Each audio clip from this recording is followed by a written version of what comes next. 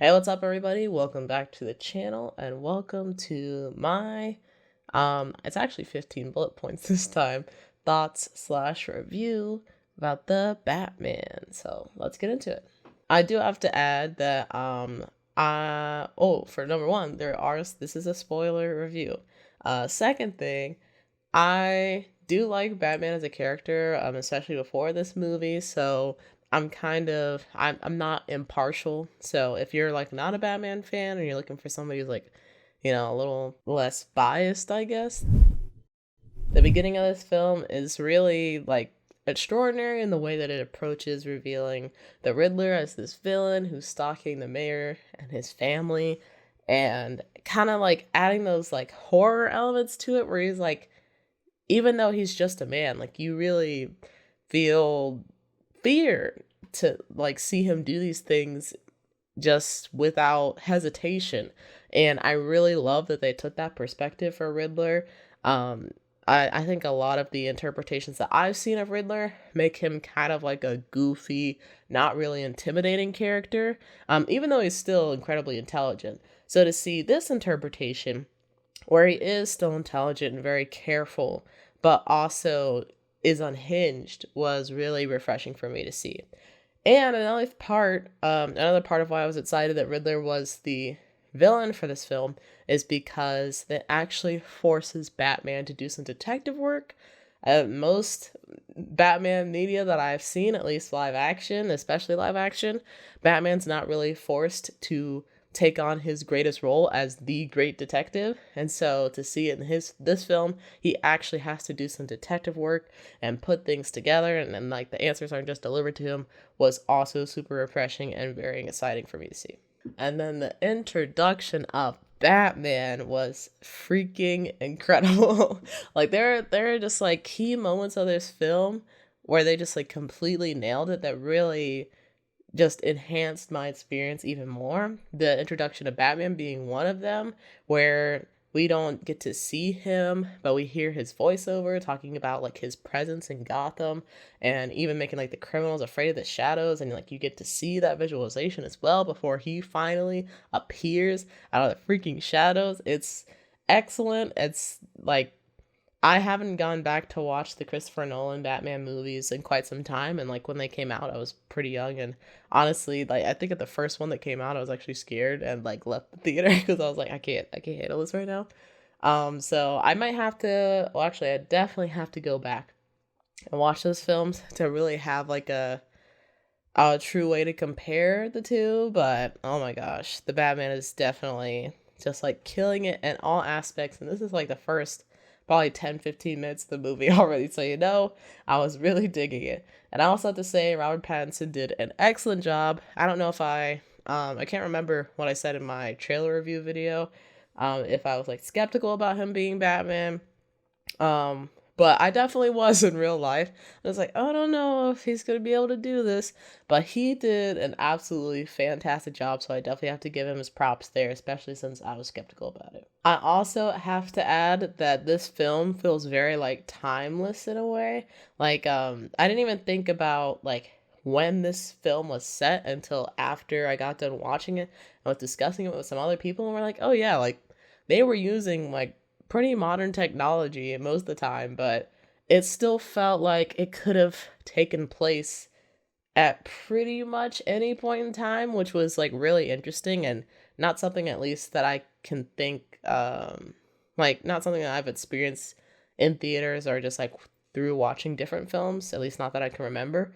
Um and I think part of that, I have it written down here, is just that the tech that Batman uses sounds very analog. And I can't speak so much to the looks since we didn't get like just like a full, like a wide shot of like just the stuff that he was using. But at least like the sound effects that they use sounded very like clicky clacky, like kind of like your typewriter or like old timey like radio or television kind of sounds.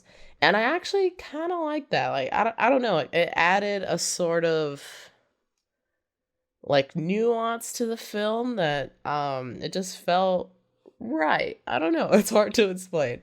So my next compliment for the film is that I really enjoyed Alfred the Penguin Catwoman, Carmen Falcone, freaking Gordon. I enjoyed pretty much every character in the film. Like good guys, bad guys, like it didn't matter. Like I pretty much enjoyed how everybody kind of came together and how they played their roles in the film. Um, but yeah, I'm kind of going off script a little bit here, but I it just meshed together so well and felt like everybody had a purpose and a motive, and they were doing everything they could to serve that motive and it still like push the story forward. I feel like a lot of things that I've seen lately, and I've been watching a lot of Marvel stuff, even though I haven't talked about it here on the channel very much, in recent times. I don't know if it's because of my Marvel fatigue or just like Marvel kind of going down in quality a little bit with their storytelling, but to watch the Batman and see these characters interacting in this way, and for everybody to have a purpose, but also reflecting some of their comic book counterparts, at least like the important aspects of that, it was super refreshing. And I hope that we can see more of that, not just in Batman, but also hopefully Marvel can come back to form with some of these characters.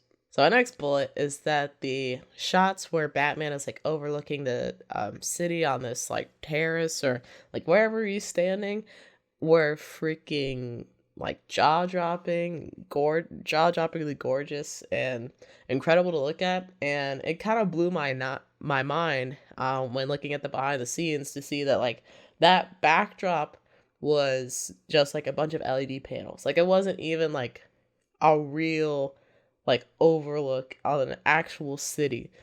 So that's why like virtual production stuff kind of makes me excited, because like the stuff that they were able to accomplish, like it would be hard to kind of like rent out a location like that for a long period, I would assume. So to see that they were able to like recreate something like that and then use LED panels to kind of like give us that perspective that like we're overlooking this like huge city with like all these different contrasting colors is super incredible.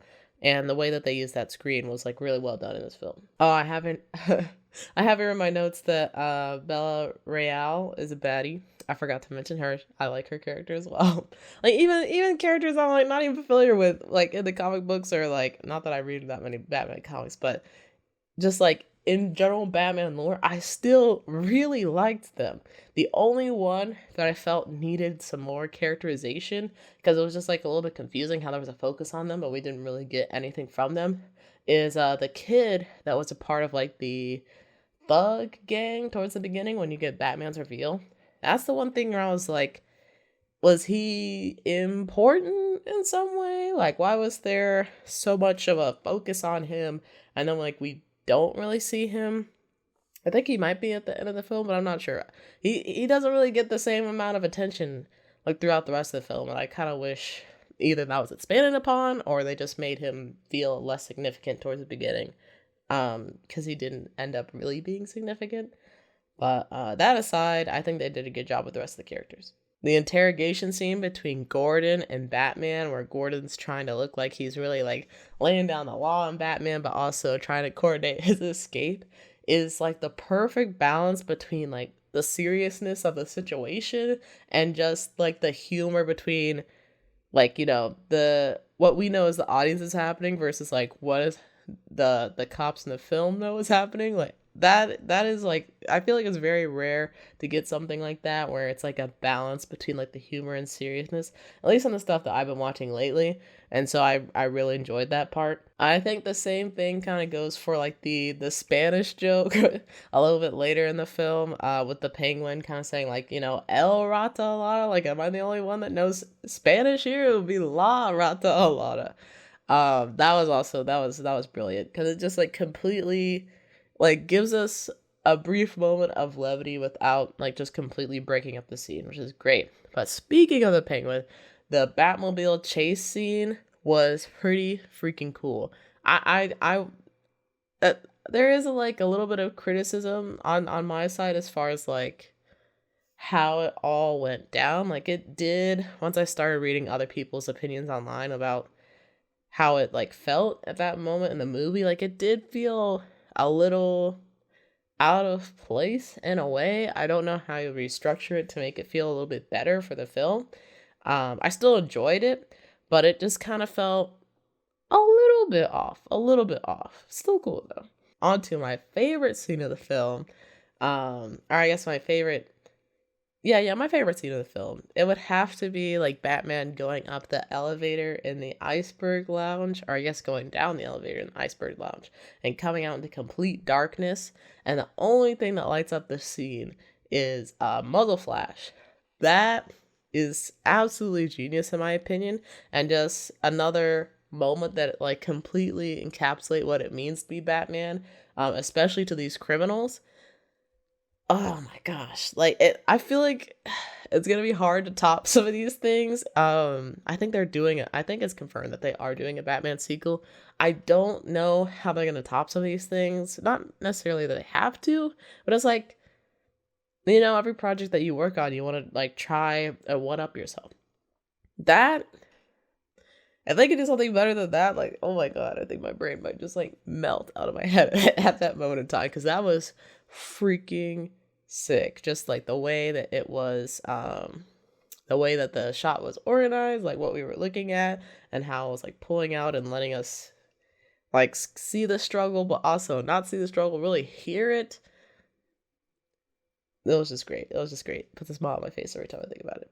Then moving towards the end of the film, where we finally get to talk to the Riddler and get a little bit more into like his head and like what he was thinking when he did all this stuff. Something that I really liked was when the Riddler kind of just kept repeating Bruce Wayne to Batman. And of course, us being the audience, like we know that Batman is Bruce Wayne, so we're kind of thinking like, oh my god, like he knows who he is.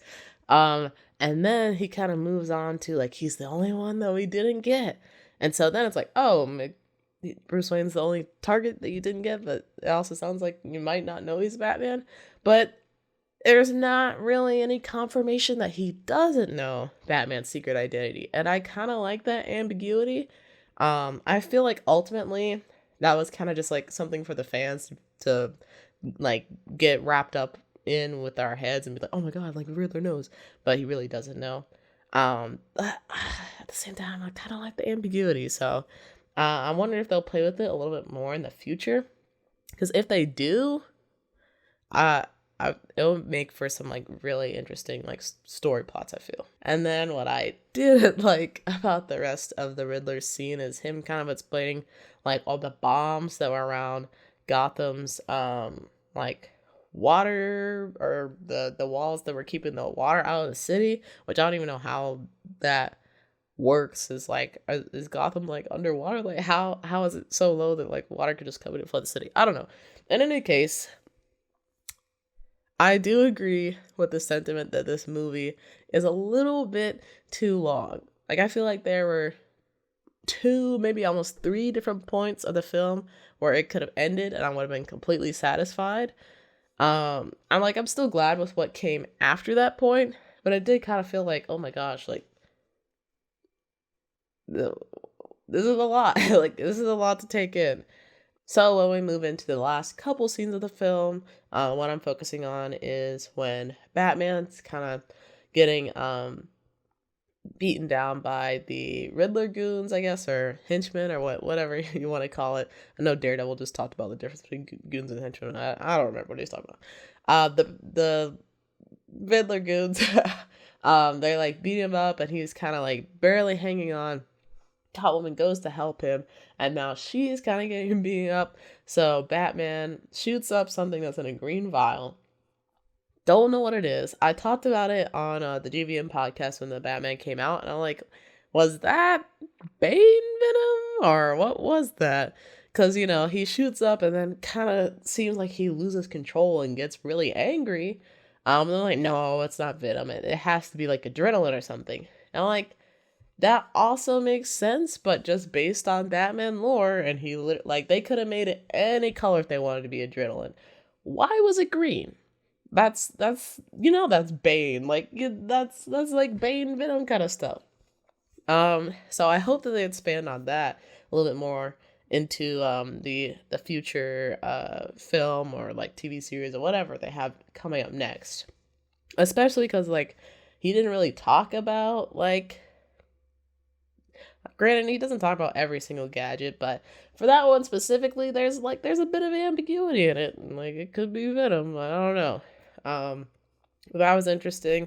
And then like the last little moment that was just like the cherry on top of the cherry on top of the cherry for me in this film was Batman carrying the flare and going out to help the people of Gotham out of like this flooding stadium, help get them rescued, and just being like that guiding light. That was super like visually stunning to see, and then to also just see him kind of like while the sun is rising, I think it is, for a new day, and like him like carrying the woman to the paramedics and her kind of like holding on to him, like showing that trust that he's built with the people of Gotham. It was really great as well. Really good way to kind of like close the film, even though that's not where it ended because there's a little bit more after that. But one of the closing remarks, I guess you could say. Overall, if y'all haven't seen this film and y'all are in this nerd world, like I assume you would be if you're on this channel, um, watch the film. It's on HBO Max. I believe it's out on DVD, Blu-ray, digital, all that kind of stuff. So just watch it. Watch it. It's really, really good. It's one of my favorite comic book movies. I hesitate to say like something's my number one just because, you know, time has passed and who knows what my opinion is of like some different things now, but it's definitely up there. It's definitely up there. And as someone who's like literally has two Batmans sitting on my desk all of the time, watching over the desks of Gotham, I guess. It was like bound to be one of my favorite comic book movies in a while. But yeah, those are my like somewhat quick thoughts on the Batman. So let me know down in the comments below what you thought about this film, what some of your favorite moments were, or if you did enjoy the film, let me know what you didn't like about it. Because I actually haven't heard a whole lot of discourse against the Batman. It's been pretty much positive stuff. Aside from maybe like the couple of things that I mentioned, so I'd be really curious to hear like what were some negative things that you guys thought about the film. And also, what are you guys looking to see next when it comes to Robert Pattinson's Batman? I know the DCEU is in like there's a whole lot of stuff going on, especially with it's rumored like Henry Cavill's coming back as Superman, but only for a film. Or I don't know. It's very confusing. So if you guys have any like wishes that hopefully maybe can manifest for the DCU as far as like Robert Pattinson's Batman is concerned, then let me know down in the comments below. Also, if there's anything I can do better that you guys want to see with these reviews, let me know. I'm kind of trying to, I don't know, change up this channel a little bit, but also it's kind of like, just posting whatever feels fun or right. So, yeah, if you guys have any thoughts on that, I would love to hear them. Make sure to like and subscribe. And I don't know what I'm going to be doing next here. I've got a couple video projects in the works. One of them I'm like got the first rough edit of, and I'm going to start the next edit or the next video here shortly. So, don't know when that second one will come out. The first one, hopefully next week, around the same time as this one. So until then, hope everybody has a nice evening or a night. Whatever's enjoy it. I will see y'all next time. Bye.